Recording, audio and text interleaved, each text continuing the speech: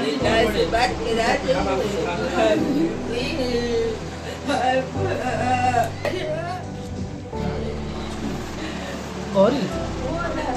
वो हमारे घर पे हमारे सिस्टर है। हमारे भाई को सबसे पहले लाने की कोशिश वो हम लोगों की।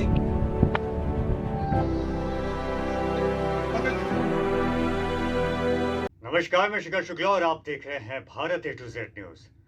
रूस यूक्रेन युद्ध में मर्चेंट नेवी के चीफ ऑफिसर कानपुर निवासी सागर गुप्ता की मौत हो गई है। यह बहुत दुखद खबर है। सागर गुप्ता की मौत के बाद उनके परिवार का रो रो कर बुरा हाल हो गया है। घटना से कई दिन बीत जाने के बाद भी परिजनों को अभी तक कोई आधिकारिक सूचना नहीं मिली है, जिससे उनकी परेशानी और भी बढ़ गई है। देखिए, परिजनों का रो रो कर बुरा हाल हो गया है और क्या कुछ कह रहे हैं इस मामले को लेकर इस रिपोर्ट में। पीड़ित परिवार लगातार सरकार और कंपनी से सागर के पार्थिव शरीर को वापस लाने की गुहार लगा रहा है। घटना के बाद से अब तक परिजनों को शिपिंग कंपनी या किसी सरकारी विभाग की तरफ से कोई लिखित या पुख्ता आधिकारिक जानकारी नहीं दी गई है। 30 वर्षीय सागर गुप्ता A1 नेविगेटर कंपनी के जरिए मर्चेंट नेवी में चीफ ऑफिसर के पद पर तैनात थे। 18 तारीख को उनका जहाज रशिया यानी कि रूस की ओर जा रहा था। तभी अचानक उस पर ड्रोन से हमला हो गया। सागर जैसे ही ऊपर शिप की डेक पर पहुंचे, वह इस हमले की चपेट में आ गए। घटना की जानकारी परिवार को 21 तारीख को मिली। सागर गुप्ता अपने पीछे मां रमा गुप्ता, पत्नी शालू गुप्ता, 5 साल की बेटी गौरी और महज 7 महीने के मासूम बेटे कृष्णा को छोड़ गए हैं। पिता स्वर्गीय रूप नारायण गुप्ता के पहले ही न रहने के बाद अब सागर की मौत से पूरे परिवार पर दुखों का पहाड़ टूट पड़ा है। बड़े भाई मनीष और 4 बहनें सरकार से जल्द सागर के शव को वतन वापस लाने की मांग कर रही हैं। इसमें शालू गुप्ता जहाज मेरे हस्बैंड गए थे, अभी तक आए नहीं। कब से इंतज़ार हो रहा था, अभी तक 17 तारीख को कॉल आई, तब से कॉल भी नहीं आई है हमारे पास। हम लोग बहुत परेशान हैं। कैसे कुछ सोचना नहीं आप लोगों को, क्या कुछ जानकारी मिली? फ़ोन नहीं आ रहा था 7-8 दिन से। तो हम मेरे फूफा के जीजा ने उन्होंने बहुत मदद किया वहाँ पर कि पता करिए कहाँ पर है।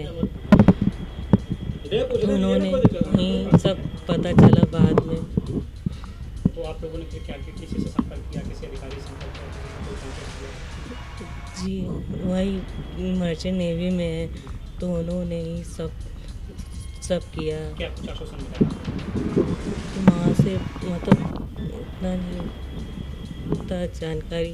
उन्होंने मतलब बोला था कि हम पता कर रहे हैं। वहाँ पे ऑफिस से जहाँ उन्होंने गया था, भाई गए थे पता करने के लिए, तो वहाँ से सब पता चला कि मतलब क्या कुछ नहीं है।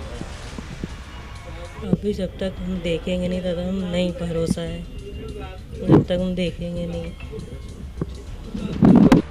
शोभित गुप्ता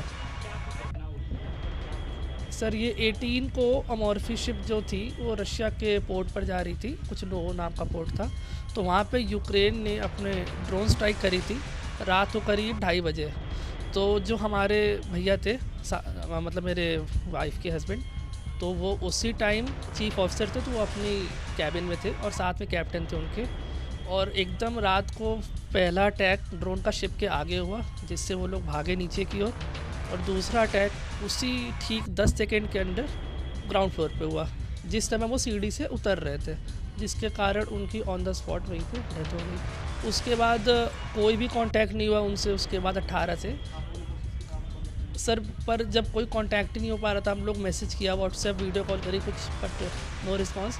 तो उसके बाद सर क्या हुआ कि फिर 21 को उनके फ्रेंड जो थे, जो दूसरी शिप पर थे, उनका मेरे को आया टेक्स्ट मेरी वाइफ को कि हमको सागर की फैमिली से कांटेक्ट करना है, प्लीज़ बताइए।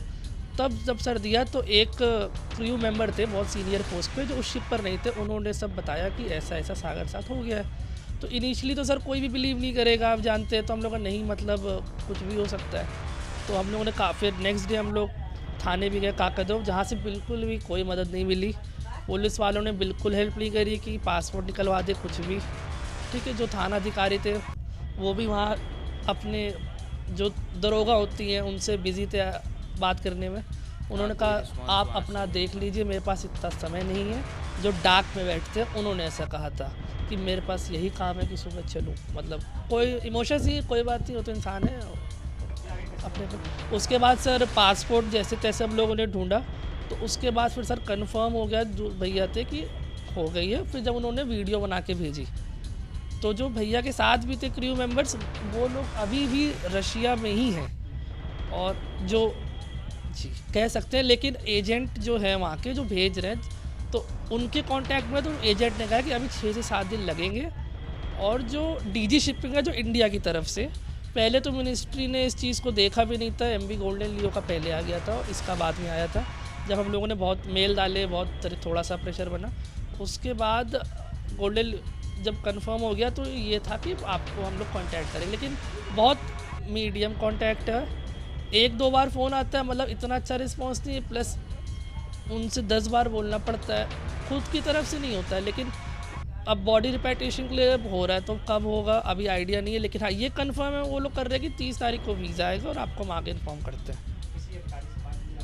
जी, यहाँ के जो विधायक है उनसे, उसके अलावा एक IAS ऑफिसर है उनसे, तो कि हम बहुत जल्दी कोशिश कर रहे हैं। अब आश्वासन ही दे सकते हैं वो लोग भी, क्योंकि अब देखिए जो बात है, अगर कोई बॉडी फॉरेन में है तो देखिए उनके भी कुछ प्रोसेस होते हैं। मिनिस्ट्री सर कोई भी कांटेक्ट नहीं, कुछ भी नहीं। मिनिस्ट्री सिर्फ कंडेम करती है और से कोई फर्क नहीं पड़ता है जहाँ तक लगता है, क्योंकि तो न्यूट्रल ग्राउंड है। कोई भी बेचारा जा रहा है उसको फालतू कोलैटरल डैमेज के नाम पे गरीब लोग पिस जाते हैं, बस ये चीज़ है।